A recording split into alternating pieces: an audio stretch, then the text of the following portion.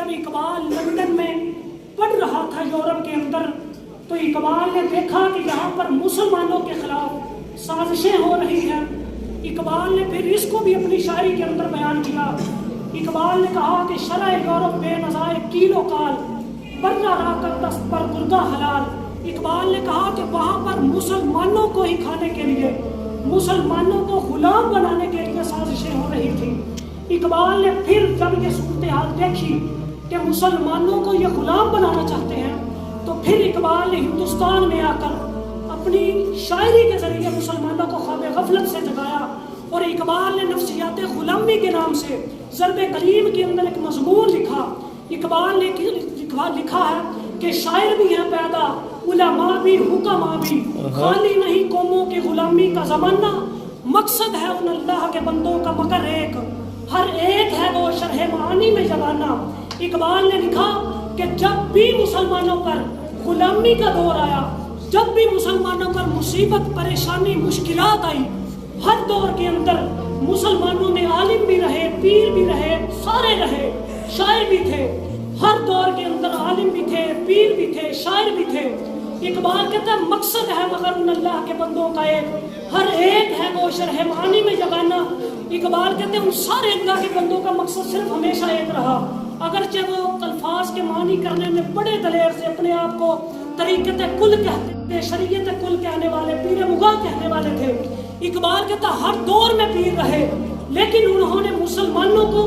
آزادی کا جذبہ نہیں دیا، بلکہ انہوں نے صرف ایک ہی سبق پڑھایا۔ کیا؟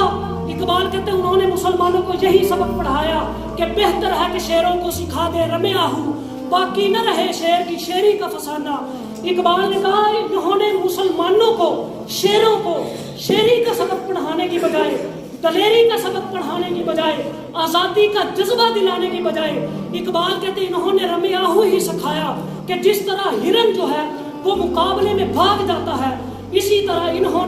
طرح مسلمان قوم کو، شیروں کو مقابلہ کرنے کی بجائے مقابلوں سے بھاگ جانے کا درس دینا شروع کر دیا۔ اقبال کہتے ہیں ان کو یہی خطرہ رہا کہ ان میں سے کوئی صدیق اکبر کا غلام نہ بن جائے، ان میں سے کہیں کوئی خالد بن ابن ولید کا غلام نہ بن جائے، ان میں سے کوئی ابو دجانہ کا غلام نہ بن جائے، ان میں سے کہیں صلاح الدین ایوبی جیسا غیرت مند لیڈر نہ بن جائے، ان میں سے کہیں کوئی صدام حسین جیسا بے باغ لیڈر نہ بن جائے۔ اقبال کہتا ہے انہوں نے ساری زندگی شیروں کو ہرن کی طرح مقابلوں سے بھاگ جانے کا درس ہی دیا۔ پھر کیا کرتے تھے؟ اقبال نے کہا کرتے ہیں غلاموں کو غلامی پہ رضامند اور تعویل مسائل کو بناتے ہیں بہانہ۔ اقبال کہتے ہیں انہوں نے مسلمان بچوں کو انہوں نے غلامی کا درس دیا۔ ایک حکمران آتا ہے کہتا ہے ہم کوئی غلام ہے، غلامی سے آزاد کرنے کے لیے آتا ہے، لیکن وہ اندر سے وہ بھی ان کا غلام ہی ہوتا ہے یورپ کا۔ اقبال کہتے ہیں ان سارے لیڈروں کا صرف مقصد یہی ہوتا ہے کہ کرتے ہیں غلاموں کو غلامی پہ رضامند اور تعویل مسائل کو بناتے ہیں بہانہ۔ اقبال کہتا ہے وہ بڑی بڑی تعویلیں کرتے ہیں،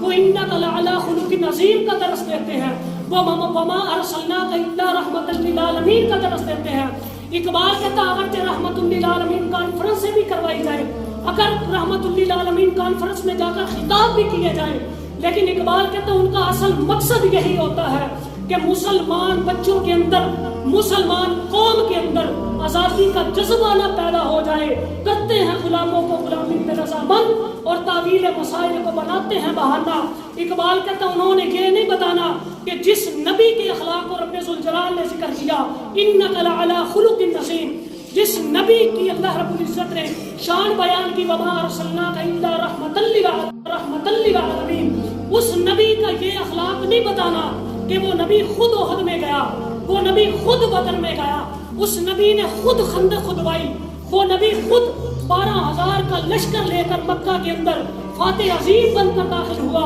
اقبال کہتا ہے مسلمانوں کو یہ نہیں بتانا کہ فتح مکہ والے دن 12,000 لشکر سے کتی اور کتی کے بچے تو محفوظ رہے، لیکن غلاف کعبہ سے لپٹا ہوا ابن قتل کیوں قتل کروایا۔ اقبال کہتا ہے مسلمانوں کو یہ نہیں بتانا، صرف مسلمانوں کو یہی بتانا ہے کہ حضور کا اخلاق بہت اچھا تھا، وہ اگر دشمن بھی آ جاتا تھا تو حضور اپنی چادر اس کے پاؤں کے نیچے بچھا دیتے تھے۔ یہ ساری چیزیں موجود ہیں، لیکن اقبال کہتا ہے فرشتے جو ہیں وہ گھر بیٹھنے سے نازل نہیں ہوتے، اگر فرشتے اترتے ہیں تو اقبال کہتا ہے بدر میں جا کر فرشتے اترتے ہیں، فضائے بدر پیدا کر فرشتے تیری نصرت کو اتر سکتے ہیں گردوں سے، کتار اندر کتار اب بھی۔ اقبال کہتا ہے جب بھی مسلمانوں پر کوئی پریشانی آئی ہے تو ان پیر اور مولویوں نے حق ادا نہیں کیا کہ مسلمانوں کے اندر جذبہ آزادی کا جذبہ پیدا کیا جائے۔ اقبال نے انہی کے لیے کہا تھا کہ واعظ صوفیاں منصب پرست اعتبار ملت پیدا شکست۔ اقبال کہتا ہے انہوں نے اپنی پہچان کروانے کے لیے، اپنی تعریف کروانے کے لیے، اپنے آپ کو منظر عام پر لانے کے لیے حضور کے ملت اعتبار پیدا شکست، اقبال کہتے ہیں انہوں نے حضور کے چمکتے ہوئے دین کو، اقبال کہتے ہیں انہوں نے حضور کے چمکتے ہوئے اسلام کے اعتبار کو خراب کر